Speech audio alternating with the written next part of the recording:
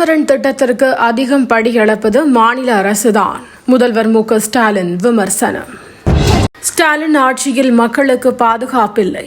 EPS குற்றச்சாட்டு. பாஜக கூட்டணி ஆட்சியில் எடப்பாடி பழனிசாமி தான் முதலமைச்சர். நயினார் நாகேந்திரன் பதில். முருகன் மாநாடு என்பது மார்க்கெட்டிங். சீமான் சாடல். இன்று தாவேகா சார்பில் 4ஆம் கட்ட கல்வி விருது வழங்கும் விழா. விஜய் பங்கேற்பு. நீட் தேர்வு முடிவுகள் வெளியீடு.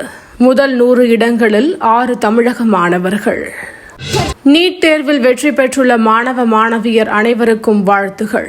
அண்ணாமலை பதிவு. முடிவுக்கு வரும் மீன்பிடி தடை காலம். மீண்டும் கடலுக்கு செல்ல தயாராகும் மீனவர்கள்.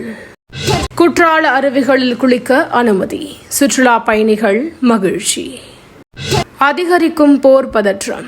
இஸ்ரேல் வான் பாதுகாப்பை மீறி பாயும் ஈரான் ஏவுகணைகள். காசாவில் தொடரும் இஸ்ரேல் தாக்குதல். 16 பேர் பலி.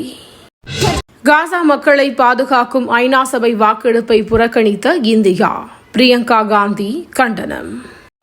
குரல் தீவுகளில் சக்தி வாய்ந்த நிலநடுக்கம்.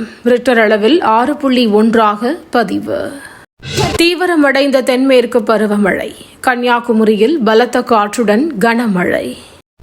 ஏர் இந்தியாவில் இனி பயணம் செய்ய மாட்டேன். ஆஸ்திரேலிய முன்னாள் கிரிக்கெட் வீரர் டேவிட் வார்னர் பதிவு. தினந்தோறும் காலை தலைப்புச் செய்திகளை உடனுக்குடன் தெரிந்து கொள்ள வணக்கம் இந்தியா நியூஸுடன் இணைந்திருங்கள்.